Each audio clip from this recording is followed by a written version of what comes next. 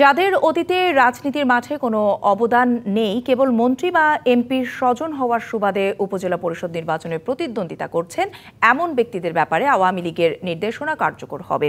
আর স্বজন হলেও আগে থেকেই রাজনীতিতে পোক্ত অবস্থানে থাকা ব্যক্তিদের ছাড় দেওয়া হবে। এই বিষয়ে দলের কার্যনির্বাহী সভা থেকে সুনির্দিষ্ট নির্দেশনা আসবে। ডিবিসি নিউজের সাথে আলাপে এসব কথা জানিয়েছেন আওয়ামী লীগ নেতারা। উপজেলা নির্বাচনে অংশগ্রহণ নিয়ে মন্ত্রী এমপিদের স্বজনদের বিষয়ে দলীয় নির্দেশনা নিয়ে গেল বুধবারের সংবাদ সম্মেলনে প্রশ্নের মুখে পড়েন আওয়ামী লীগ সাধারণ সম্পাদক।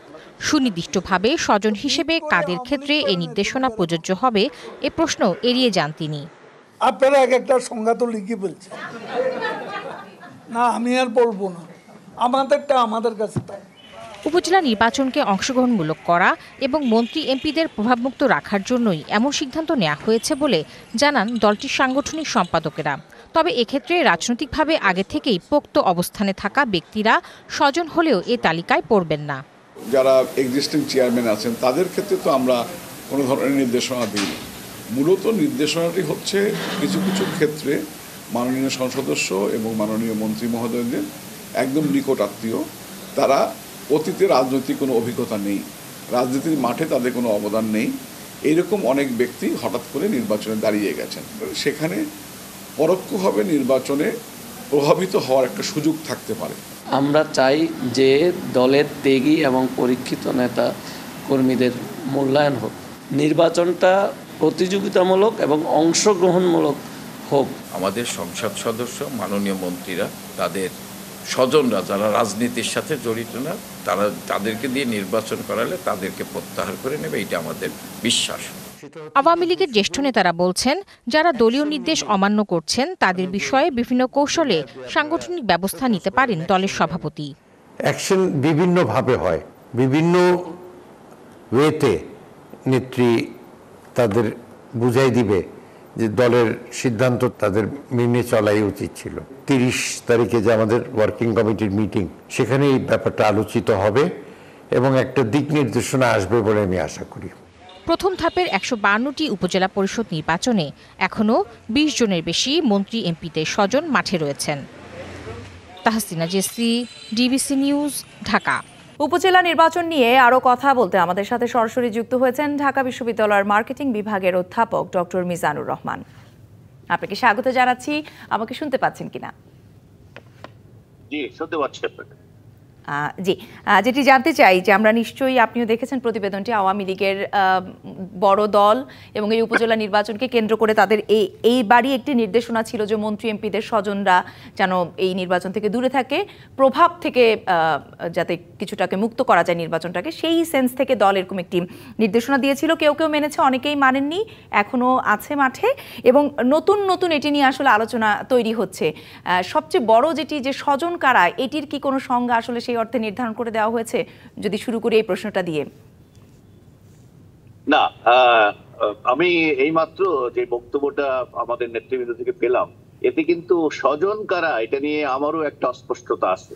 আমি জানি না যে আওয়ামী লীগের এই সিদ্ধান্তটি একদিক থেকে আমি মনে করি বিলম্বিত সিদ্ধান্ত, কারণ ইতিমধ্যে নির্বাচন প্রক্রিয়া যখন শুরু হয়ে গেল, অনেকেই আরো 6 মাস আগে থেকেই পলিটিক্সে যারা ইনভলভ বা যারা ইলেকশন করতে চায় তারা কিন্তু মাঠে নেমে গেছে। মাঠে নেমে যাওয়ার পরে আবার একজনকে মাঠ থেকে উঠিয়ে আনা, এটা একটা কঠিন কাজ। আর সবচেয়ে বড় কথা হচ্ছে এখন এই আত্মীয় এবং স্বজনের কথা বলা হচ্ছে, বিশেষ করে সন্তান এবং ভাই বোন অথবা শ্যালক শালিকা শ্বশুরবাড়ির দিকে আত্মীয়, স্বামী স্ত্রীও আছেন অনেকেই আবার। হ্যাঁ, অনেকেই আবার ইতিমধ্যে জেলা আওয়ামী লীগের গুরুত্বপূর্ণ যে পদগুলো আছে সহযোগী সংগঠনের, বিশেষ করে দেখা গেছে এমপি সাহেব নিজে তো এমপি আসেনি, ওনার স্ত্রী আবার জেলা মহিলা আওয়ামী লীগের সভানেত্রী, ওনার ভাইগনা অথবা ভাইস্তা ছাত্রলীগের সভাপতি, তারপরে ওনার যুবলীগের দেখা গেল ওনার ছেলে যুবলীগের মহানগরের সভাপতি। অলরেডি কিন্তু এই জিনিসটা আছে। আওয়ামী লীগের উচিত ছিল আরো আগের থেকে তাহলে এই জিনিসটা করা। আপনি যখন নেতৃত্ব দিয়ে দিচ্ছেন, তার পারিবারিক নেতৃত্ব ঐতিহ্য কিন্তু আমাদের এই এলাকায় আছে, ভারতে আছে, পাকিস্তানে আছে, লন্ডন পর্যন্ত, ইংল্যান্ডে পর্যন্ত আছে। পলিটিক্যাল ফ্যামিলির লোকেরা পলিটিক্স করে, কিন্তু আপনি যখন এই রেস্ট্রিকশনটা দিচ্ছেন, প্রথমত সংজ্ঞার একটা অস্পষ্টতা, আর ইতিমধ্যে যে লোক সভাপতি আসছে একটা জেলার বা থানার আওয়ামী লীগের, হোক সে এমপির আত্মীয়, তো সে তো অলরেডি পলিটিক্যালি ইনভলভ। এখন এটাকে আপনি আলাদা করবেন কিভাবে, এই নিয়ে কিন্তু আমি মনে করি বেশ সমস্যাই হবে। তারপরেও যেটা মনে হয় জননেত্রী শেখ হাসিনা যেটা চাচ্ছিলেন সেটা হচ্ছে যে নির্বাচনটি প্রভাব মুক্ত হোক। প্রভাব তো একটা হচ্ছে ডিসি এসপি বা নির্বাচন যারা পরিচালনা করে তাদের উপর প্রভাব বিস্তার করার একটা রেওয়াজ আমাদের দেশে আছে। এইটা আমি মনে করি তত গুরুত্বপূর্ণ না। এখানে যেটা চাওয়া হয়েছিল এমপি এবং মন্ত্রীদের আত্মীয় স্বজন যখন প্রার্থী হয় তখন কিন্তু পুরো দলের মধ্যে এক ধরনের মেরুকরণ হয় এবং দলটা প্রভাবিত হয়। তখন দেখা যায় যে লোকটা অপেক্ষাকৃত যোগ্য প্রার্থী সে পিছিয়ে পড়ে এই মন্ত্রী এমপিদের প্রভাবের কারণে। আর নমিনেশনও যে প্রক্রিয়া হয় সে তার মধ্যেও যে ত্রুটি আসছে সেটা তো আমরা আগেও দেখেছি। কারণ নমিনেশন যদি এত ভালোই হইতো তাহলে 65 থেকে 70 জন নমিনেশন পাওয়া এমপি, অনেকে এর মধ্যে সিটিং এমপি ছিল, তারা ফেল করলো কেন? অন্যরা পাস করছে, যারা নমিনেশন পায় নাই তা পাস করছে, সংসদ নির্বাচন আমরা দেখেছি। অতএব পুরো জিনিসটাকে রিভিজিট করতে হবে। আর অধ্যাপক মিজানুর রহমান, তাহলে এই যে আমাদের প্রতিবেদন আজকে আমরা কয়েকজন আওয়ামী লীগ নেতার বক্তব্য তুলে ধরেছিলাম, তারা বলছিলেন যে যারা, যে ব্যাপারটা আপনিও বলছিলেন যে যারা আরো দীর্ঘদিন ধরে এই এলাকায় রাজনীতি করছে, হয়তো তিনি এখন এমপি বা মন্ত্রীর কোনো আত্মীয় স্বজন, কিন্তু তিনি দীর্ঘদিন ধরে এলাকায় রাজনীতির সাথে যুক্ত, তার অবস্থান পোক্ত, এমন ধরনের ক্যান্ডিডেটদেরকে হয়তো কেন্দ্র কিছুটা হলেও ছাড় দিবে। কিন্তু যারা একেবারেই হঠাৎ করে বাবা এমপি ছেলেকে দাঁড় করিয়ে দিচ্ছে উপজেলা চেয়ারম্যান পদে, যাদের আসলে রাজনৈতিক তেমন কোনো সম্পৃক্ততা নেই, হঠাৎ করে তারা চলে আসছেন, তাদের ক্ষেত্রে হয়তো ছাড় দেওয়া হবে না। বা আপনি যেটি বললেন যে একই এলাকার পোস্ট, বিভিন্ন পোস্টে আত্মীয় স্বজন সবাই, সেগুলোকে আস্তে আস্তে ধরা হবে এই নির্বাচনের মধ্য দিয়ে, এমন একটি বার্তা দেওয়া হচ্ছে।